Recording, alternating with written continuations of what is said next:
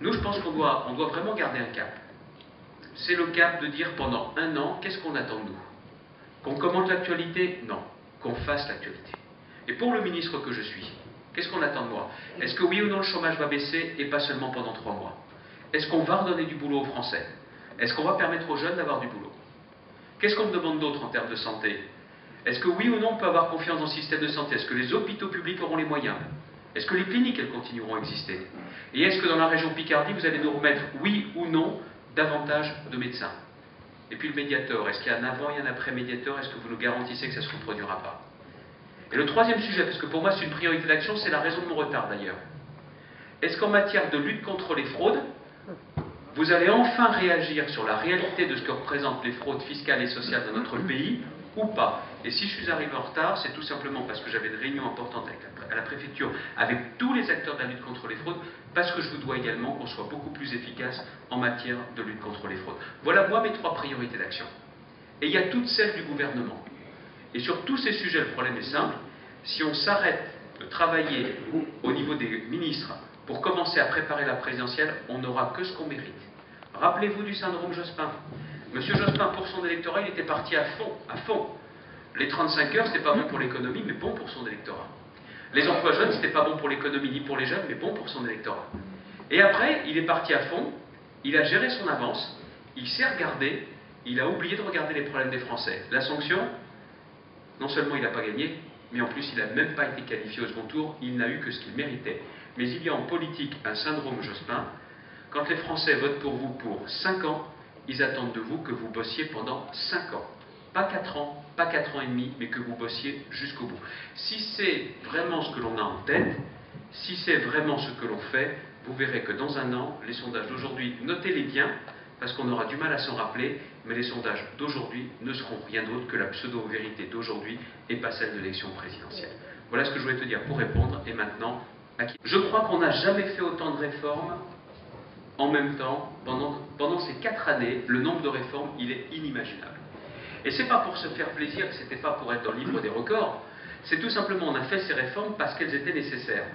À la fois parce qu'il fallait moderniser le pays, à la fois parce que aussi il fallait mettre en avant la valeur travail, mais ce qui a aussi beaucoup changé la donne, c'est que ça n'a pas été 4 années comme les autres, tout simplement parce qu'il y a eu une crise qui n'a pas été une crise comme les autres. Et je pense qu'il faut bien voir les deux. Tous les choix qu'on a pu faire étaient dans une logique de modernisation, et parce qu'il fallait aussi mettre en avant la valeur travail. Moi je vous prends dans mon domaine. Nous avons fait voter par exemple des textes qui sont sur la valeur travail. Les heures supplémentaires, les fameuses heures supplémentaires dont tout le monde parle. Bien. Ceux qui font des heures supplémentaires, vous savez combien ils sont? Ils sont plus de 7 millions qui régulièrement font des heures supplémentaires. En moyenne, ils font 4 heures supplémentaires par semaine. Mais ceux-là, ils volent le travail de personne. Ceux qui font des heures ne volent le travail de personne. Parce que vous avez dans une entreprise quelqu'un qui fait 4 heures. Vous pensez qu'on va recruter quelqu'un d'extérieur pour prendre 4 heures par semaine? Ça ne marche pas comme ça. Et dans toutes les petites et moyennes entreprises, c'est pas parce que vous allez les empêcher de faire des heures supplémentaires que vous allez recruter du monde en plus. Le travail, c'est pas un gâteau qui se partagerait. C'était avec les 35 heures que les socialistes pensaient que le travail c'était un gâteau qui suffisait de diviser. Non, non, il faut augmenter le gâteau si vous voulez augmenter les parts. C'est pas avec le même gâteau que vous donnerez davantage aux uns et aux autres. Donc les heures supplémentaires, ça donne plus d'argent à ceux qui font des heures supplémentaires. Et qui est-ce qui fait des heures sup? C'est pas les millionnaires, c'est les ouvriers, c'est les employés. Et cette mesure-là, c'est une mesure pour le pouvoir d'achat, elle représente justement un gain de pouvoir d'achat, un 13e mois pour toutes celles et ceux qui font des heures supplémentaires. L'autre aspect, les successions. Nous avons supprimé l'impôt sur les successions pour 95% des Français. Et au nom de quoi? De la valeur travail. Parce que quand vous avez travaillé toute votre vie, vous avez payé des impôts toute votre vie, je crois. Et au soir de votre vie, on va vous donner une double peine. Vous avez payé des impôts pendant toute votre vie, toute votre carrière, et à la fin, c'est des impôts qui hériteraient, pas vos enfants qui hériteraient. La suppression des droits de succession, c'est aussi une réforme au nom de la valeur travail, et je suis fier que notre majorité, je le dis à Alain, je le dis à Jean-François, ait voté la réforme des droits de succession. C'est aussi une réforme dont on doit être fier. Et d'ailleurs, si nous on n'en parle pas, vous inquiétez pas, personne n'en parlera à notre place. Une autre réforme qui est conforme à la valeur travail, le service minimum. Le fait qu'il y ait maintenant un service minimum quand il y a une grève, on a un peu la mémoire courte, bien souvent. Mais dans le temps, quand il y avait une grève en France, tout était bloqué, tout était paralysé. Il fallait poser un jour de congé, ou alors poser un jour qui n'était pas payé. Rappelez-vous les grandes grèves de 95. Il fallait des bonnes chaussures, hein, parce qu'il n'y avait rien qui fonctionnait, rien qui tournait. En octobre, il y a eu des grèves très importantes avec la réforme des retraites. Il y a eu au moins un métro et un train sur deux. Le pays gênait, c'est vrai, mais le pays n'était plus paralysé.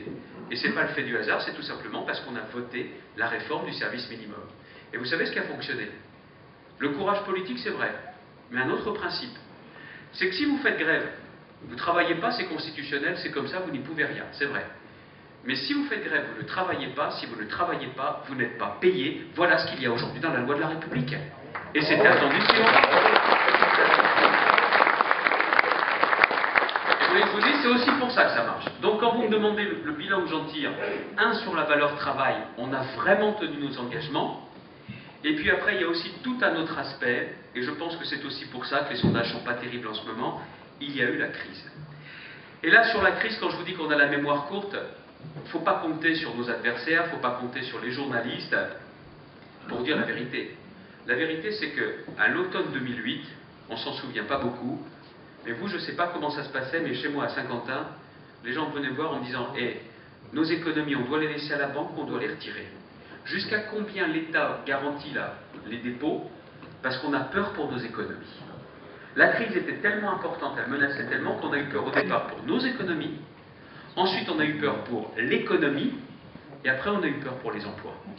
Et si franchement, on n'avait pas eu Nicolas Sarkozy à la tête du pays et à la tête de l'Europe, honnêtement, on ne s'en serait pas sorti pareil. Les salaires qui augmentaient bien, ils ont été bloqués. Le chômage qui baissait bien, il s'est mis à augmenter, à flamber. Le chômage, il a augmenté de 27% en France. Dans la moyenne de l'Union européenne, 41%. Il n'y a personne qui vous dira à la télé ou ailleurs que franchement la France a mieux résisté que d'autres. Si vous ne vous le dites pas, personne ne le dira à notre place. Et voilà pourquoi sur tous ces sujets-là, si on n'avait pas eu Nicolas Sarkozy, on n'aurait pas pu tenir et résister comme ça. D'ailleurs, je vais vous dire, à Saint-Quentin, dans ma ville, il y a un socialiste. Oui, d'accord, il reste encore quelques socialistes à Saint-Quentin. Il y a un socialiste qui me dit, tu sais, ton Sarkozy, je n'ai pas voté pour lui, mais quand même, il valait mieux avoir Nicolas Sarkozy à l'Élysée plutôt que Ségolène Royal à l'Élysée. Il y a même des socialistes qui ont des bons sens, mes amis.